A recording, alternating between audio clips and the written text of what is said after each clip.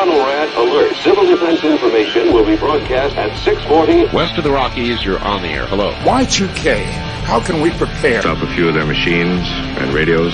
Throw them into darkness for a few hours. We are fighting for our lives. My family must survive. For 5 years, 1,000 gallons of gas, air filtration, water filtration.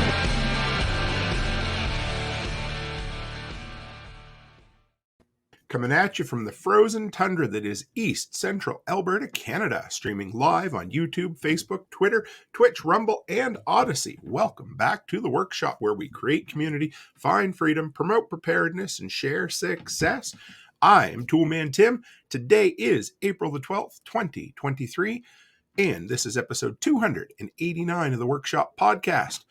We got an extra special guest at an extra special time, so we're going to forego the normal niceties, and we're going to bring him right on. Hey, John Bush, how are you, brother?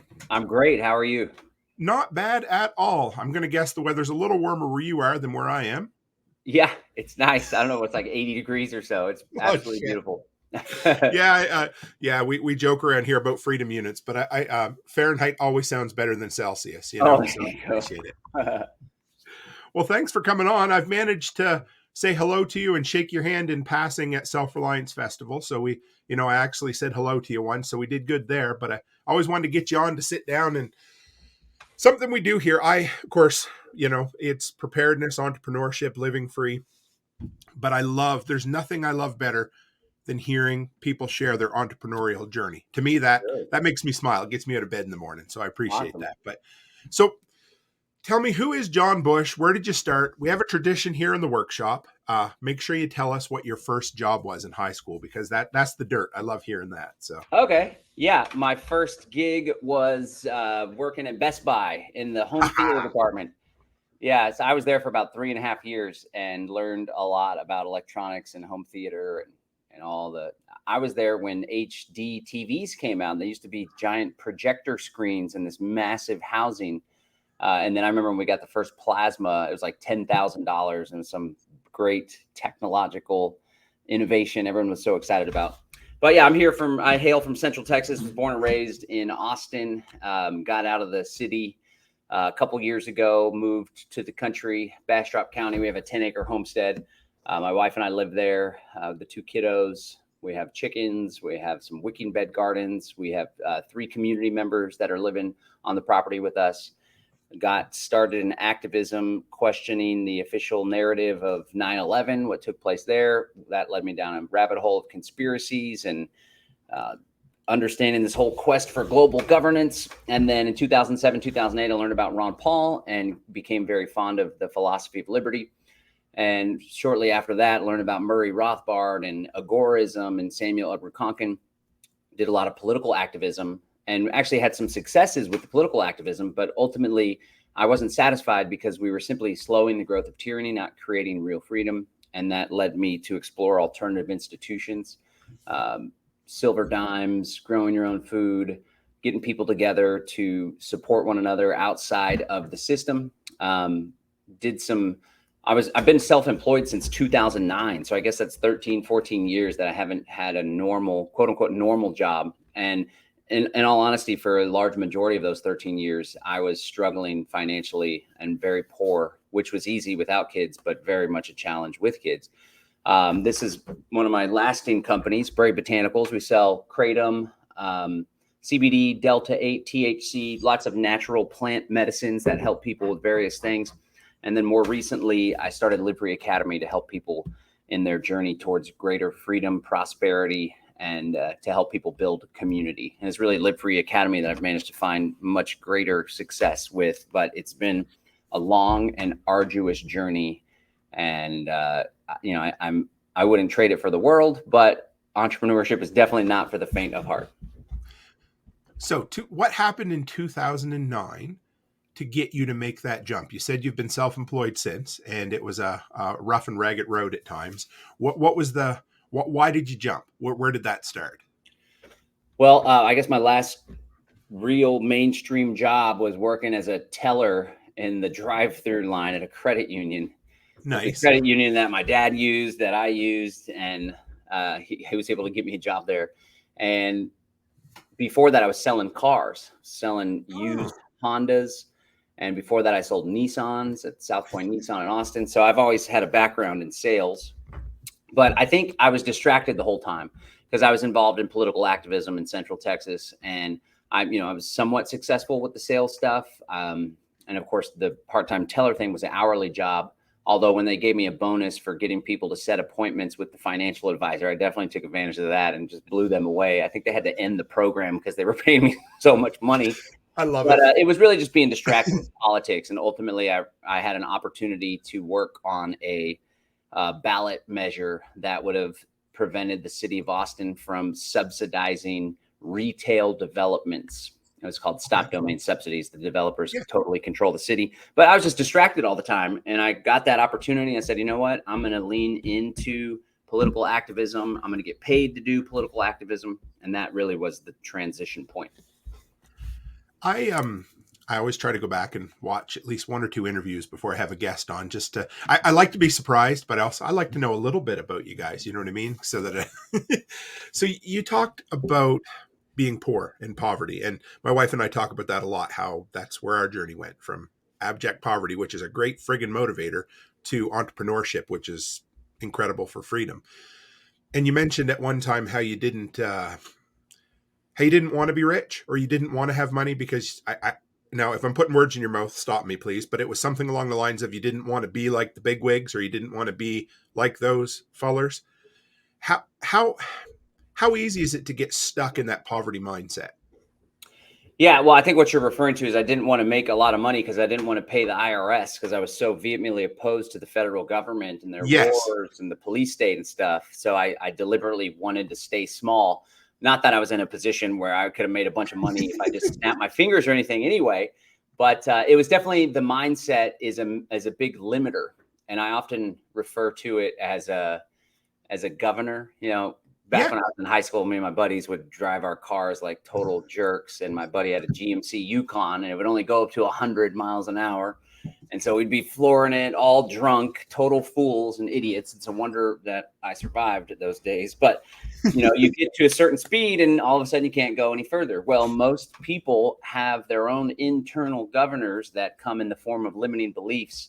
And your mindset most definitely is a leading indicator to the success that you experience in your life. So having that mindset of not wanting to be rich, not wanting to make a lot of money, of course, it's only natural that I didn't. And I guess the big shift for me, again, was having experienced poverty, getting the electricity turned off on our apartment, not having very much food in the kitchen cabinet, and then ultimately getting kicked out of the apartment because we were so far behind on rent, moving into a busted converted school bus with 2 kids and my ex-wife. It was most definitely a struggle. And it was through that poverty that I realized I never want my children to live like that again if I have anything to do with it. And so that was really a giant motivator that pushed me to take massive action and find greater financial success so I can do things like, rent out a big suite and bring all the kids' friends to the indoor water park. And even though it's, pretty expensive, that's my why, to be able to provide amazing experiences for my family, among other things. But it's definitely the mindset that leads whether you're going to find success or not. That why drives you. Absolutely. That's something. I love hearing that. And I don't even know when I heard you tell this story ages ago, but you took we'll focus mostly on entrepreneurship today, but there's so much I want to talk to you about. But anyway, because I know you love intentional. We can do it again. I know we will. Yeah. I know you love intentional community. I know you love crypto, but I got to hear about your Bitcoin road trip. Was that like friggin' 10 years ago now? 2014. Yeah, about 9 years or so. Okay. I'm pretty sure it's 2014, 2015. We did 3 or 4 of them. And so we, early on, I learned about Bitcoin in 2011, 2012. But here's a great lesson and something that stuck with me. A friend of mine was like, "Hey, John, you guys heard about this Bitcoin thing? You can mine Bitcoin on your laptop." This is back when you didn't have to have a basic computer. And he's like, "You can mine Bitcoin, and every 10 minutes, if you solve a block, you get 50 Bitcoin." And, it's like, okay, something I'm hearing in the outskirts of our liberty movement, and it seems like kind of like a computer geek type thing. I don't really understand it. And so what I told my buddy was, hey, I'm going to do some more research. I don't want to do anything right now. I need to better understand it first. And of course, life happens, get busy, don't actually do the research. And then years pass, or at least a year or two passes, and I missed on an incredible opportunity. So the big lesson is always to have at least a little bit of extra bandwidth so you can take a new opportunity when it presents itself. Don't allow yourself to be so bogged down and overwhelmed with tasks and minutia that when opportunity comes knocking, you don't even hear the call. You can't open the door because you don't even hear it. Or if you hear the door, you're not able to get over there because you're just dragging all of this activity along with you. So, then I started to learn more about Bitcoin. It became a little bit more prominent in 2012 or so. And as a libertarian, anarchist, voluntarist, I thought that this was our hope to end the Federal Reserve. Come to find out, the Federal Reserve and these central banks are so cunning that now they're leveraging digital currency technology for their CBDCs. But nonetheless, we continue on. But yeah, so I shared that we got kicked out of the apartment. We moved into this converted school bus. And I had a love-hate relationship with this school bus. And it's very illustrative of mindset. So on the one hand, but based on the way that I thought, I could enjoy this bus and say, wow, we got a great opportunity. I get to be close with my family. We own a home. We don't have to pay any rent. We own our own home. Not to mention we can travel all around the country. And then when I think that way, I'm like, this is great. This is an amazing bus. I feel pleasant here and happy. But on the flip side, it's like, what kind of father am I? My kids are living in this broken down school bus. It's rusted out. We're slowly but surely building it. It's no appropriate living conditions for children. I'm a terrible father, right? And then the bus is like a prison. I had that constant struggle, but it taught me a lot about the power of the mind. But nonetheless, we were like, so why don't we have this bus? Let's call it the Bitcoin bus, and let's go drive around on road trips using Bitcoin only, stopping through different cities to do meetups and teach people about Bitcoin, and then stopping every opportunity we get to visit one of these restaurants or a gas station or a retail store that accepts Bitcoin, and let's document it. So we did that 3 or 4 times. The last time we got a bunch of sponsors and helped us to build out the bus. So it was a little more nice with hardwood floors and some nice, utilities and stuff in it. So that was the experience. Yeah, it was definitely a much more difficult task to use Bitcoin only back then. Not to say that it's easy today, but I really think that we were kind of paving the way and helping to spread the gospel of Bitcoin, and also demonstrating to the Bitcoin industry where some of those weak points were in the transition towards using Bitcoin more as a mainstream currency. So you said when you were living in the bus, and I can get that. Like there were times when the old inner voice said, this is great. And then other times the inner voice said, this is friggin' horrible. This is awful. How does one harness that inner voice? What do you do? Because that can be, for an entrepreneur, it's always beating you down, right? Or I shouldn't say always, but there is that, it's all going to collapse, or it's all going to, I'm doing shit. I'm awful. Like, how do you harness that? Well, a lot of it has to do with mindfulness. So there was a period, and I'm a big fan of this concept of anti-fragility. And sometimes just understanding a concept can help with the application of the concept. So, to be anti-fragile is to take hardship, struggle, adversity, and to leverage it towards success and growth. To contrast that, you have people that are like victims, and there's adversity and stress in their lives, and it just buries them, and it manifests in more stress, grief, doubt, disbelief in themselves.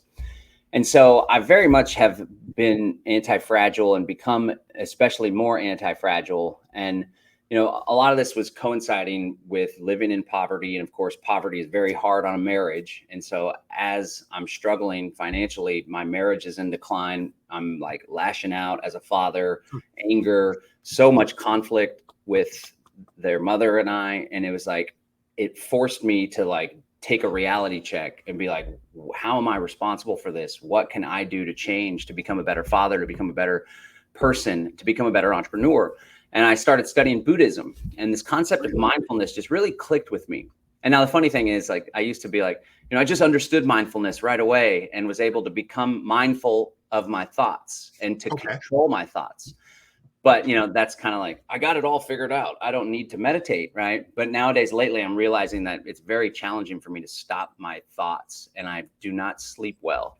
It takes me a long time to fall asleep because my mind is just racing. So that being said, I'm constantly like learning and realizing like I actually do need to practice mindfulness more so I can better control my thoughts as far as turning them off goes. But nonetheless, mindfulness is this idea that you're present in the moment, fully aware, non-judgmental.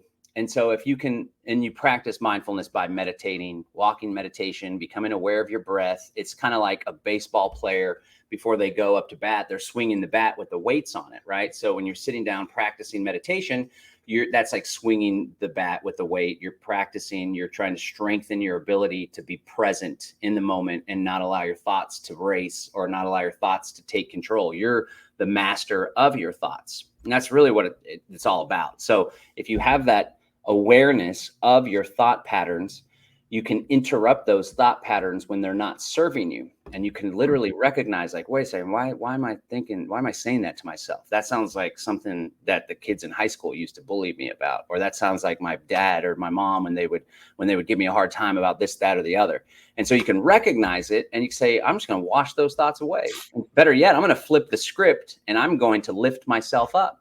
There's no reason why we shouldn't be our best cheerleader instead of our worst enemy. And we all have control over that inside of us. And it's made a world of difference in the quality of life that I enjoy and the parent and the partner and the husband and the entrepreneur that I am. And that's an ongoing battle, I can imagine. Probably gets better with time. But I'm assuming, I know personally that old habits die hard sometimes and those thoughts slide back in. So is it kind of a constant killing it or a constant flipping the script? To be honest, and I'm not going to say it's perfect, but I've really managed to recognize those thoughts almost immediately and just completely wash them away. And a big struggle as a father, head of household, and as a head of a business, multiple businesses really. And we have like 15 to 17 people that are working directly for me full time or contractors that work for me substantially. I like to say work with me. Sure. Yeah. There's a lot of money that comes into our business empire, and there's a lot of money that goes out. And so One of the things that I'm constantly aware of is the abundance versus the scarcity thing.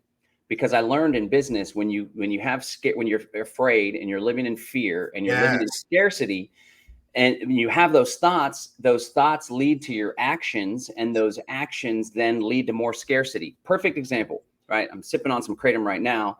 This is a business I've operated since 2016. So I guess that's 6 or 7 years now. And when it comes so we buy bulk Kratom. Kratom's a powderized leaf of a Kratom evergreen tree that's grown primarily in Southeast Asia. And so we import it from Indonesia. And there was a time when, the budget was real tight. There wasn't a lot of money in the bank. Rent's coming due on the office, or I got to pay the one staff person I had back in the day. And I'm like, we got to reorder these strains, but I think I can only afford to order 20 or 30 kilos, right? And so when you only buy 20 or 30, not only do you pay more per kilo, but then you have less inventory to meet your customer's demand. And so because of that scarcity, I better just order a small amount because I need to keep some money in the checking account in case something happens or to pay for this or that. Then all of a sudden you manifest more scarcity because you sell through that new Kratom you bought. And now you have to contact the client and say, I'm sorry, we only have the red relaxation. We don't have the white lightning in stock. Is it okay if we ship you the red and then we'll ship you the white as soon as we get it? And this creates all sorts of struggle, diversion of your attention. And so I started to realize like, wow, I'm just digging myself a hole here by being small. So I started ordering 100 kilos at a time. You get the price cut and then you have more, and then it creates a new problem for yourself, right? And Grant Cardone, whom I'm a big student of, he says you want to give yourself more problems. So now it's like, well, we actually do need the money, but now we have a ton of inventory. So how about I light a fire under my rear end and sell through that inventory as fast as I can so I can liquidate it in the capital, buy more.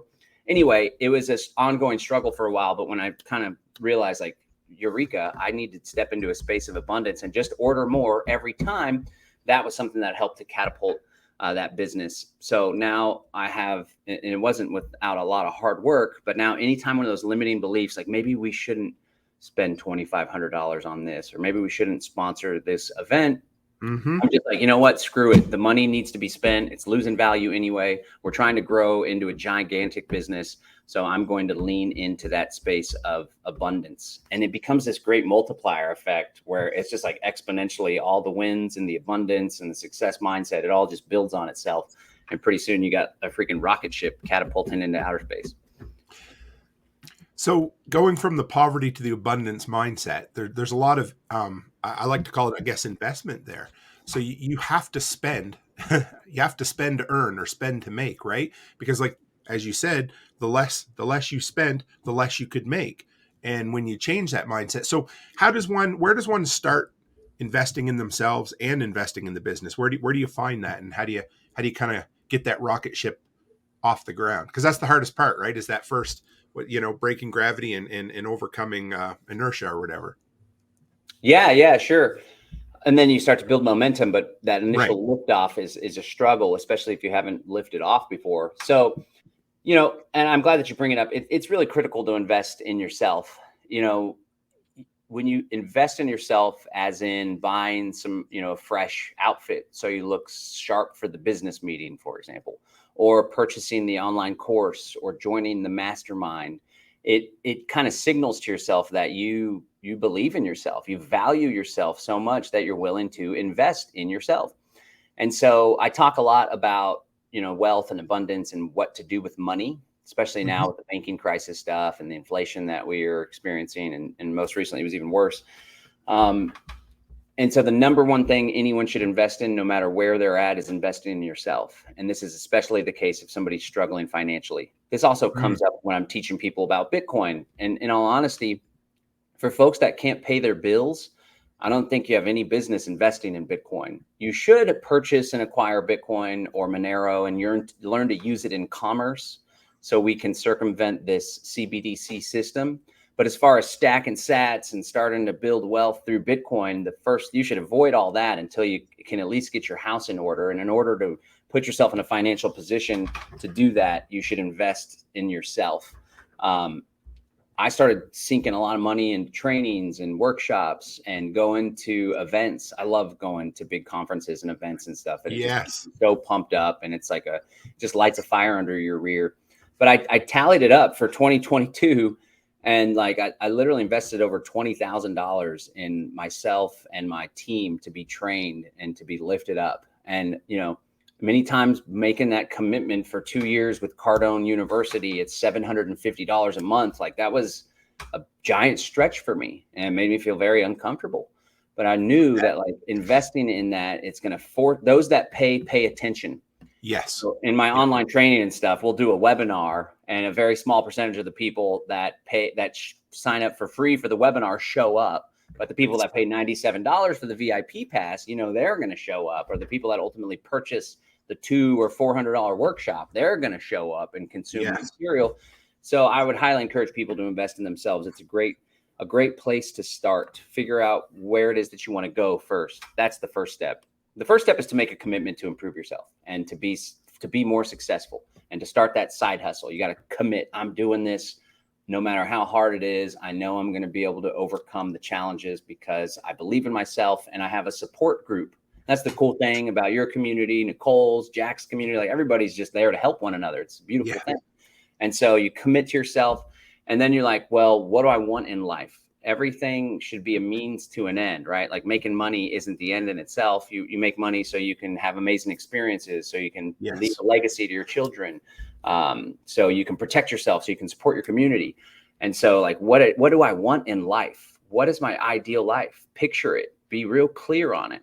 And then you start asking yourself, okay, what do I need to do today to set myself up to get there in the future? And what skills do I need to have in order to accelerate that path? So that's where I would start. And then once you have that answer, try to find ways to support and grow and learn in that space. Dude, I think, anyway, not that I'd put myself even close to your level, but I think you've been sneaking a peek at my notes for my Living Free in Tennessee presentation, because shit, that is awesome. I love it. So you talk about support and systems and that sort of thing. And, how important is it to have a supportive partner in building something incredible?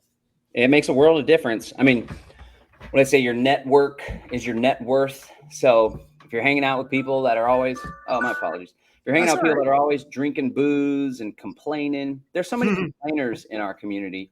I mean, it's easy to complain because there's a lot of terrible stuff going on in the world. But ultimately, where your attention goes, your energy flows. And I've noticed it's a world of difference, the quality of life and the amount of complaining that people experience. The people that are spending most of their time behind the computer, watching documentaries, spending on Rumble or whatever, compared to the folks that are getting stuff done, getting their hands dirty, going to build, the food forest or going to the workshop or whatever. You could tell it's just a different perspective and a different quality of life because they're spending time doing things. And so if you have people in your life that resist you, one of the things too is as you start to like tap into this space of self-development and growth, and you start to take off on that rocket ship, there may be people in your life that begin to resent you because they're stagnant. They're operating from this negative, scarce frequency. And as you start to lift yourself up, they may resent you and try to pull you back down. So, I think family is everything. My personal family and, my immediate family and extended family.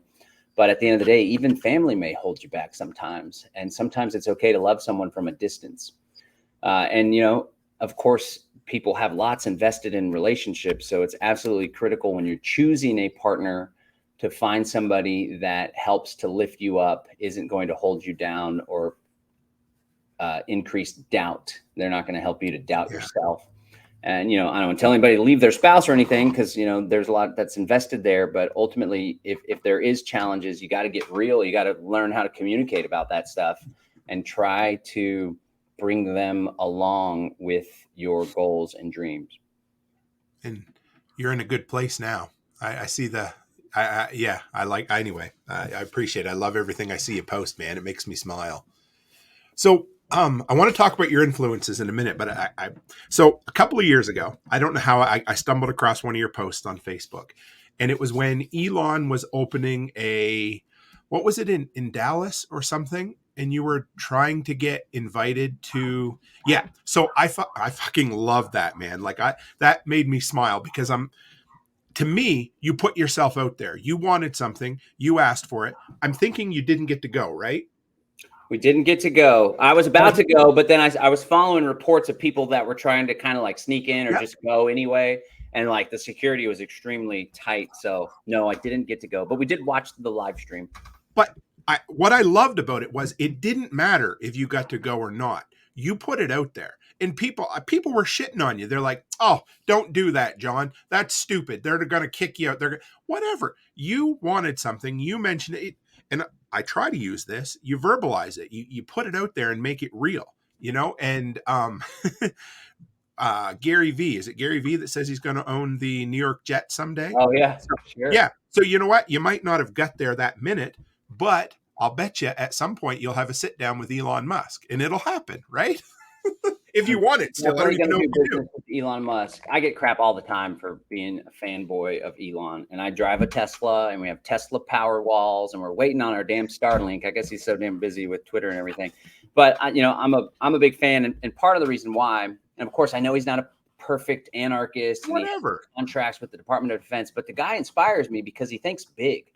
People are like bickering about their internal conflict and some stupid drama. And meanwhile, this guy's like, it's my goal to make humankind a multi-planetary species. So if something happens here on Earth, it doesn't extinguish the light of human consciousness. And that's like, wow. And not only is it some big ambitious goal, anyone can have some crazy wild-eyed dreams, but now you see like, wow, he's actually building star bases and starships, and he innovated a reusable rocket, which not NASA's some big thing to aspire to, but nobody could do that. He invented that so as to increase the likelihood of achieving his big goal and his dream. So big fan of his. And I really wanted to go to Giga, Texas, is the factory in Austin, Giga, Texas. Every time I would drive past it too, because we used to live in a tiny home right down the road while they were building it, just the sheer scale of this massive factory. And then you take into account, like,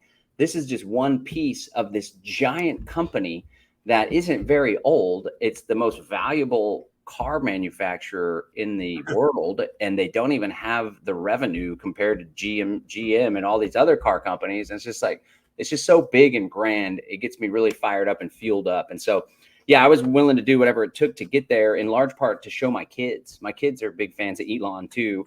And they love, that's one thing. People give me a hard time about driving a Tesla. What are they going to shut it down? I don't think Elon's going to shut the car down because he cares about success of his company. But you know what? What gets the people that complain or give me a hard time about driving a Tesla don't see how much it lights my kids up to drive that freaking thing and to floor it and to go from 0 to 60 in 2.8 seconds. You know, it's like, wow, this is fun. But anyway, I'm glad that you brought this up now, because I still haven't visited Giga Texas, and I still intend to visit Giga Texas.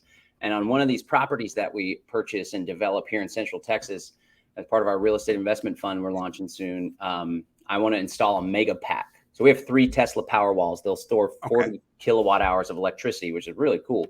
That'll service our house at least for a couple days if there's no sun to power the house. He has this thing called a mega pack. I don't know how many kilowatt hours those store, but I'd love to Sounds cool. Yeah. So here in Central Texas, he's here in Bastrop County too with the Boring Company and stuff. So I'd love to install one of those mega packs, have a big grand opening, and invite old Elon to come schmooze with us. So I'm gonna. So my Elon is Mike Rowe. So I continue. Hey, we wanted to get him at we wanted to have him speak at the Exit and Build Land Summit. We weren't able to get a hold of him, but yeah, he's a total badass, that guy. Go ahead. Sorry. No, I don't. This is not about me. I've been turned down 3 or 4 times so far by his people, but I continue to verbalize it just like this, just like you did with Elon, because at some point, and I keep reaching out and trying different things, the right connection will be made. And that's all that it takes, right? And so, yeah, you'll absolutely have that mega pack, man. That's friggin' awesome. I love it. Let's go.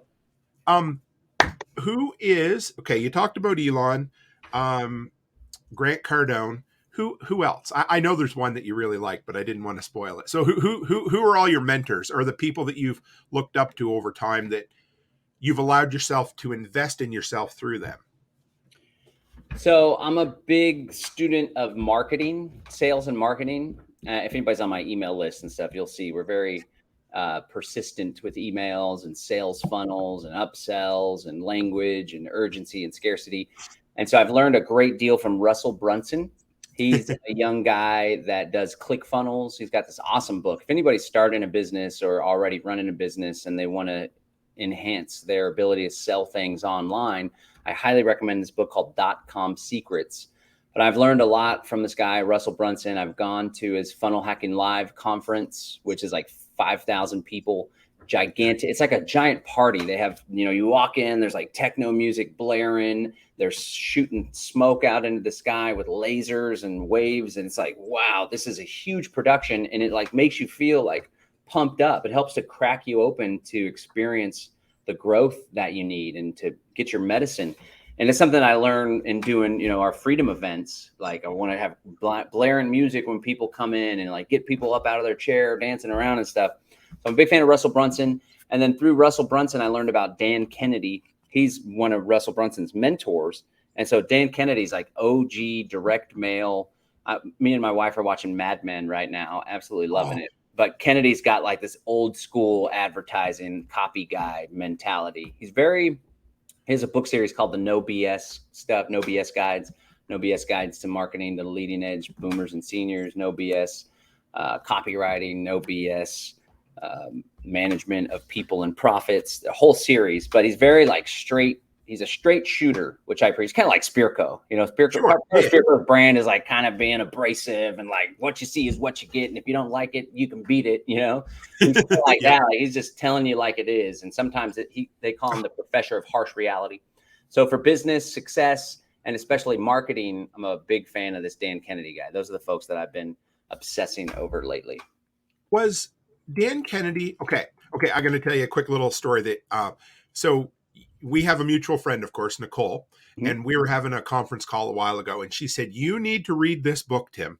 She said, you need to read .com Secrets. John told me about it. So you kind of evangelized her into that book and then came along to me. Was Dan Kennedy, was it Russell Brunson who started when he was a teenager sending direct mail that he saw in magazines. Was that him or am I? Yeah. Yeah, that's Brunson. And was that inspired by Kennedy? Was it Kennedy that was doing that, or do I have that a little backwards? I don't know that he knew. He didn't find out about Kennedy immediately, but he found out about him at a very young age. He was like a kid, and he saw an infomercial on that TV, was it. and the infomercial was how to place classified ads in newspapers. And so he convinced his dad. His dad said no, he wouldn't do it. So he like did some yard work or whatever, and invested in himself, and he got the stuff. But he was like Russell Brunson's an early internet pioneer, and he definitely uses direct mail. We use direct mail too. People are shocked by it. They're like, "You sent me a freaking letter?" In fact, for the Greater Reset, I wrote a letter as though I was Klaus Schwab, and it was like, "You better not go to the Great Reset. Those clowns, John Bush and Derek Bros, are trying to undermine my plans." And like, so you get the letter, and on the little clear thing, it says Klaus Schwab, World Economic Forum. Of course, it was our return address, but yeah, direct mail solid, and Russell Brunson got started real early, and so he was able to see this and help to push the evolution of internet marketing. And definitely, if you haven't read the book, you definitely need to dive into it. Read it twice, 2 or 3 times. It's very powerful material. What about Tony Robbins? Tony Robbins was the earliest guy that. So back when I was still married to my ex-wife, had a lot of struggles, and it was Tony Robbins that helped me. Tony Robbins was the first influence as far as this whole self-improvement journey, and the state change and controlling your thoughts and just that energy that he brings to the table was a very influential. I used to listen to his videos on YouTube driving, and sometimes there'd be like such a profound thing I'd have to pull over and just kind of like, whoa, and rewind it and just take a sec to really internalize what was just communicated. And then I had the honor of watching Tony Robbins live at one of Russell Brunson's events. And he went for like 5 hours. It was a 5-hour session with him just crashing everything down, and which was pretty cool. He started it off like, "It's so good to see so many people's faces not wearing those silly masks." And he proceeded to rail against masks and vaccines for 10 minutes, which I thought was pretty cool. But yeah, I'm a big Tony Robbins guy. It's important for people to have a guy or a girl that helps them, to emulate. That's the whole Think and Grow Rich. Napoleon Hill, he was tasked by Andrew Carnegie to go learn what it takes to be successful. So he started studying the greats and all the big pioneers and all of the quote unquote robber barons. And he found some very common habits and characteristics. And so it's one great way to catapult your success is to emulate those that are already successful and do what they do. So you're a reader, or maybe more a listener? Do you do audiobooks or regular? Or how do you consume some of this stuff, or do you? I do both. So I just pound books all the time. When I wake up, before I go to bed, I listen to the audiobook when I'm in the shower, when I'm in the car. And when I find a really, really good book that has a profound impact on me, I'll read it 2 or 3 times and listen to it 2 or 3 times as well. So definitely constantly sharpening the saw, as Stephen Covey puts it. That's another big influence. Stephen Covey's 7 Habits of Highly Effective People. I read a bit of Covey and a lot of Maxwell in university, in some of the leadership courses. So, sure. What books? So, what are the ones that have really changed you? What if I mean, you don't have to just give me 5, but I mean, if it was like, hey, I'm on a desert island, I get 5 leadership books to friggin' build a business to nobody. But you know what I'm saying. What would be the books that you would absolutely say have either changed your life or would change other people's lives? I would definitely, I'm popping this in your chat here on YouTube. I would definitely do 10X Rule by Grant Cardone. Okay. Yeah, Grant Cardone is, like my wife was very turned off by him at first because he's very abrasive. So is Tony Robbins. Like Tony Robbins deliberately cusses to snap people out of their program and to like open them up to receiving new information. And so it's a wonderful rhetorical device for people to use. But Grant Cardone's very abrasive, another straight shooter type. And I think probably him above everyone else has helped me to think bigger and to reach success. And so like we're all Cardone junkies here at the office, and we're just thinking on a whole nother level. Like I'll do, affiliate partnerships or some sort of joint venture with some people. And like, I get anxious if we're not in control of the follow-up process, because here with Live Free Academy, if somebody reaches out to us and expresses interest, we're going to follow them up via phone, sales call, text message. And if they're like wanting to buy, we're going to make sure we give them the opportunity to buy. And that's one of the things that I've learned really through Cardone is like, you don't leave any money on the table. You go follow up and you do business with people if they're interested. And it's just gotten me to think a lot bigger about what the company can be. And so the whole 10X rule is to 10X your thinking, 10X your goals, 10X your understanding of how much work it's actually going to take to get stuff done. Yep. And the whole 10X into the goals is just huge. And I always point this out. So like, let's say somebody's making $60,000 a year and they're like, I need to make more money. I'm not satisfied. I know, I'm going to make 10% more money this year. Instead of 60,000, I'm going to bring in 66,000. It's like, okay, sure. That'd be great. Maybe you could pay off some debt or you go out to eat with the wife a little bit more often. But is it really going to motivate you to take the action necessary to lead your best life and to reach somewhere near your potential? Let's say that you 10X that goal and you're just like, all right, you know what? Instead of making 60,000, I'm going to work towards making 600,000. And so right off the bat, a lot of people that are just having a mediocre income, a modest income, or like 600,000. That's absolutely ridiculous. How could I possibly do that? Why would I even want that much money? Right. Well, whenever you have this big, giant, sexy goal, it helps you whenever you're struggling as an entrepreneur. I mean, there's times when everybody's left the office and I'm still here at 9 or 10 because I have some critical task I got to get done. And I'm just like, what am I doing? I wish I wasn't here. Like, I shouldn't be doing this right now. Ultimately, my lesson is like, I need to hire more people because somebody else could be doing this task and I could be watching Mad Men with the wife. But it's like in those moments when I'm like, gosh, I feel like giving up. It's these sexy, ambitious goals that I have that allow me to push through that resistance and that friction.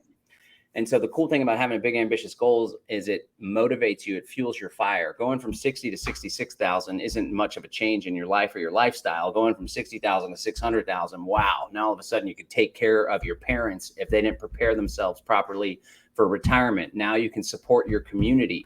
Now you can have that dream house. Now you can purchase the luxury RV and show your kids North America. It just makes a big world of difference. And then here's the thing too. Let's say you shoot for the stars and the goal is 600K, but in a matter of 2 or 3 years, you haven't reached that goal. You only got 50% of the goal. Now Right. 300,000, it's still not such a bad thing. So that's one of the things that I've learned from Uncle G. And he's a sales master as well, just how to communicate with people. So I definitely do the 10X rule. And then 7 Habits of Highly Effective People had a big impact on me. And that's one that I've revisited from time to time. That's from Stephen Covey. And perhaps one of the most important ones there was to begin with the end in mind. Yeah. And know where it is that you're going. A lot of people don't even know where they want to go. And that's whenever you don't have a destination in mind or an ideal life or goals, it makes it easier for you to be taken for a ride by the whims of the politicians and the latest craze and the freedom conspiracy movement. You're just like a ping pong ball, just like ping, ping, ping, because you don't know where you're going. But if you know where you're going, you can set your sight on that goal and that destination, and you can be like a horse with blinders on. It's like all this stuff's going on out here and out here. It's irrelevant to you because you are just so laser focused on your goal. You begin with the end in mind. And then another big one of the 7 habits is putting first things first. So focusing on that which is important, that which will drive you closer to your goal, but making time to implement the non-urgent important things. So much of our time is spent on the urgent important things, putting out fires, dealing with the next crisis. We don't actually have the time to sit down and build something that is capable of bringing us into a space of greater prosperity. So those are a couple of the big lessons from 7 Habits of Highly Effective People.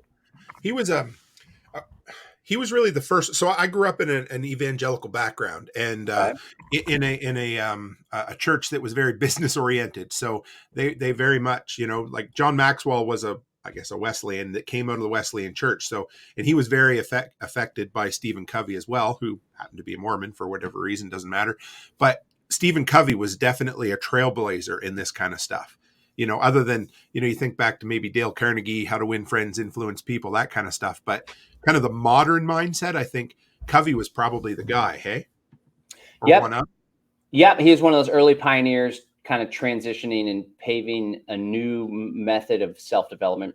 That's another great book, by the way, too, How to Win Friends and Influence People. That's one of the first ones that I got into in my early political activism days. And I used to buy copies at the used bookstore and give them to my inner circle so they could be effective in their communication as well. And that's a lot like Think Rich, or just a tiny book that I mean, How to Win Friends and Influence People is not a very big book, but it is absolutely full of and it's hard because it's not about twisting people or manipulating them. It's about being the type of person and knowing what you want and getting it. And it's pretty cool. So what are you reading right now? Right now, I'm reading No BS Guide to Time Management by Dan Kennedy. Okay. And I just finished the No BS Management of Ruthless People and Profits. And then I'm a diamond member from Kennedy's thing. That's like $297 a month. Like I shell out $1,000 plus every month on self-development stuff. It's kind of nuts, but it's an investment. It's not an expense. It's an investment in me and my future. And so, the time management thing is really critical. And I try to keep my door closed to my office whenever I'm trying to lean in, because I'm already battling my own distractions and my struggle to pay attention. And so whenever there's other people that I got to do battle with too, is a big struggle. So he calls them energy or time vampires. You got to slay the time vampire, be very controlling of your time, and be very adamant about what you spend your time on, because it makes a world of difference. And then his Ruthless Management of People and Profits. Again, this is Dan Kennedy. He's got this whole No BS series. Okay. That one's a pretty good one too. It's a little harsh. And it's like, one thing that I realized on that one is I have this business, Brave Botanicals. And because Live Free Academy was so successful immediately, and literally like the first month that I launched Live Free Academy, it outpaced the revenue of Brave Botanicals for a whole year. And I was like, whoa, why didn't I do this sooner? But, I kind of have neglected that business, but it was the business that, got me on my feet. And one thing, I kept it around and was like, there's a couple staff people with that company, and I have this loyal client base that support me, and I provide this amazing high quality product, and I'm kind of like keeping the company going for them. But one of the things Kennedy says is like the number one reason, the only reason why you should operate a company is to make the owner of the company filthy rich. And for me, that was kind of like, whoa, it was a big eye opener. And I realized like I need to make this company more successful. It needs to create more cash flow for me, for my family. So that was a big eye opener for me. I see a little bit of this mindset, and it's kind of a polarizing book, but have you ever read Atlas Shrugged by Ayn Rand? I haven't. I want to, though. Because your philosophy. So I'm reading it right now, presently, for the first time. And I mean, as a fellow voluntarist, there's a lot of that mindset in there. And of course, there's lots of people who hate the book, but it is absolutely life-changing. And it's not one, at least that I found, that I could absolutely binge, because it is thick and deep. But a lot of what you're preaching and talking about is right out of the philosophy of Rand. It's neat. So if you ever find time, it's a 64-hour audiobook. So it's not a light read, but that's a commitment. Yeah. I think I'm going to pick that up, because I have been, my latest thing is to master my mind even more so I can turn it off at night. And so I'll like come home, work till 7 or 8. And then even while, we'll have dinner and then watch a show, I'm still messing around on my phone. And then right before I lay to bed, I read, and I'm reading a marketing book. So as I fall asleep, my mind's racing about how I can tweak the offer to be more effective. And so I've been wanting to pick up some fiction. So cool thing about Atlas Shrugged is I bet I could kill two birds with one stone, hone in on the libertarian philosophy and success thing, and then also enjoy some storytelling. So whenever we wrap up here, I'm actually going to buy a copy of that. Sure. So, okay. Go back to, John Bush when, I guess, you mentioned some of the hard times. So when you were leaving the apartment and going into the bus, what do you think that John Bush would have thought about the fact that you spend over $1,000 a month on personal improvement investment now? Man, I don't know. I feel a little emotional thinking about that. I'm sorry. No, that's all right. That's good. That's good stuff. I always knew that I would, find financial success. It was just, and I never let that go, even in the struggle. And, the irony is, like, I would communicate that to my family back then, like, don't just trust me, everybody. We're going to make it through. We're going to have this great life, and we're going to be able to do whatever we want. I've always wanted to have a private jet, and I'm going to have a private jet to visit all of our different developments all across the U.S., maybe in Mexico too. And so I always knew it, but my mind wasn't in the right place because I was coming from a place of fear, and I wanted to have success so I could avoid the pain and the struggle. But now, and I think one of the biggest differences in then and now, because I was putting in the hours, I was listening to the Tony Robbins and doing the work and like breaking my back as an entrepreneur, but it wasn't clicking. And a large part of it was because I was focused on avoiding pain and struggle. But now I'm like, my sight is set on the private jet and we're going on a cruise with my kids. I've never been on a cruise before, and it's pretty damn expensive, but it's like, wow, we're going on a cruise in July. This is something I've never done. And here we are. And this is the lifestyle that I want. And so I'm focused on that kind of stuff. And again, where your attention goes, energy flows. So even though I was working hard, I was in this energetic space of fear and doubt and trying to avoid the pain. And I ended up only manifesting more pain. And I tell you what, like you asked earlier about the partner, the person that you have in your life, my wife now just completely lifts me up and is such a blessing. She's so amazing with the kids, and she's so supportive and loving. So to have that now in my life, it like radically increases the chances of momentum and overcoming hardship. So it makes a world of difference. But I guess back then I knew that I didn't think it would come so soon, I guess. And it's not, it's an ongoing journey, of course. And it's not like I reached some plateau and I'm done. But I appreciate the question. I didn't think that I don't know. It's something to think about. It's weird because like back then it was like $25 or $100. I know, John. I know. It's like, oh, how could I spend this? I shouldn't spend this. I need to hold on and conserve.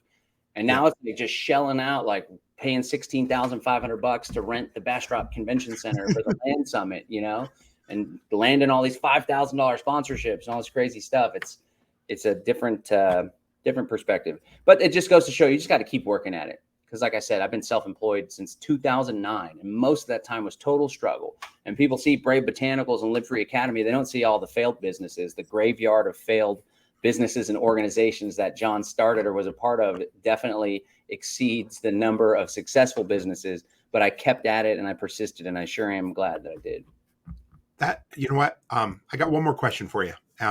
So it's not one I ask everybody, but you kind of leaned into it. So what was the worst day in business you ever had?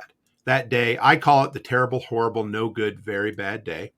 The day that you were ready to pack it all in or whatever. It doesn't matter. And it could be, just one. It doesn't have to be the worst, but one of those, because the reason I ask this is because there are a ton of entrepreneurs listening and they, everybody, and lots of people say, oh, it must be nice. Or they see that, the private jet or the trip to Europe or whatever it happens to be, but they don't see that horrible, shitty, very good, very awful day. Did you have one?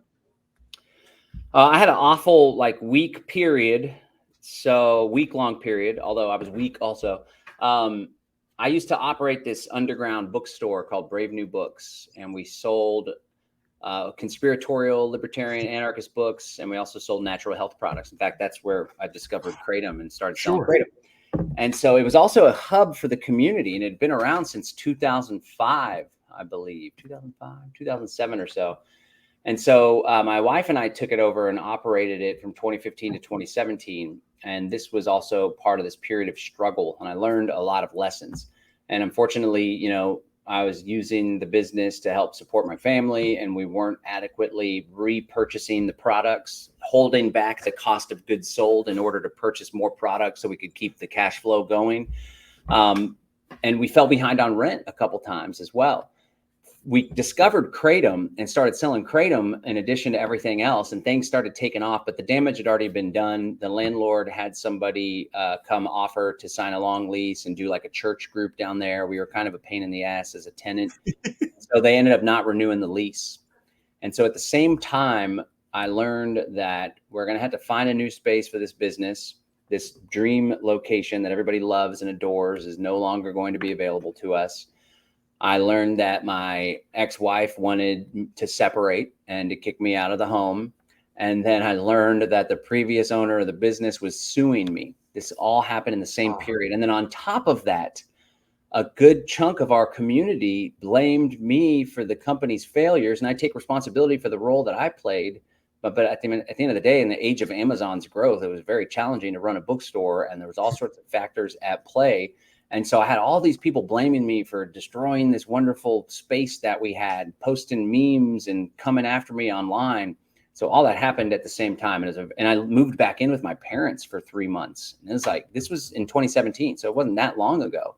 Right. It was rough. It was hard. And so I was able to push through. You never really fail until you give up. And I didn't give up. And rather, I learned some extremely valuable lessons about people, about relationships, about business, and about myself that I've kept with me, and they've helped carry me forward to this day. I had a lady on just a little while ago that hiked the Appalachian Trail, and her best piece of advice was, and this is coming from a lady who fell into a rattlesnake den and got trench foot. And she said, never give up on a bad day. And that to me sums up what you did, because 6 years later, you're talking about a friggin' private jet. You know what I mean? So, yeah. John, thank you, man. How do people find you? Well, you plug the hell out all, you know what I mean? Make sure people know where to get you. Okay, yeah. I'd love for folks to come join us in person for the Exit and Build Land Summit. It's coming up. This will be the 3rd edition. It's coming up May 18th to the 22nd. You can join us in person in Bastrop, Texas. We're going to have 450 people there. We're going to hear, we managed to book Jeff Lawton. He can't fly in, unfortunately, but he's going to do a 2-hour virtual workshop for the attendees. We also have Michael Reynolds, the Earthship guy. Of course, Jack Spirko, Nicole Sauce are going to be there. Really excited. We got Patrick Wood. He's an expert on technocracy. He's going to teach us about what's happening in the cities and why the heck we should get the heck out of there. So it's going to be a wonderful event. People can also sign up for free to watch the first day and a half online for free, or you could get a virtual immersion pass and watch the whole thing live streamed through a Zoom room. You'll be able to ask questions. We pull you up there on the screen. It's very immersive. And people can check out. I think we got you some links for that. So maybe you can share. I'm an affiliate now, so thank you. Yes. Yeah. So hopefully people can come to that. It's all about permaculture, homesteading, land development, and building community together. And the events are really, really fun and extremely inspiring and empowering. So one of the things that sets us apart, it's not just about the mechanics, how to do all this, which is great. And that's definitely there. But the whole event is deliberately designed to crack you open and help you overcome any obstacles that are in the way of you becoming more self-reliant, buying the big piece of land, buying land cooperatively, or whatever it may be. The event is geared towards self-development and overcoming obstacles. The hardest part about interviewing someone like you, John, is that there's 1,000 different directions I want to take this. You know, I'd love to talk to you sometime about electric vehicles and off-grid and intentional community and crypto some more. So if you're up for it, I'd love to have you back someday, because this I'm down. I really appreciate it. So let's roll. Thank you. Can you hang in the background for 30 seconds while I close up? Sure. Yep. Okay. Thanks, man. Thanks. Guys, I hope you appreciated that. This was a masterclass in not giving up.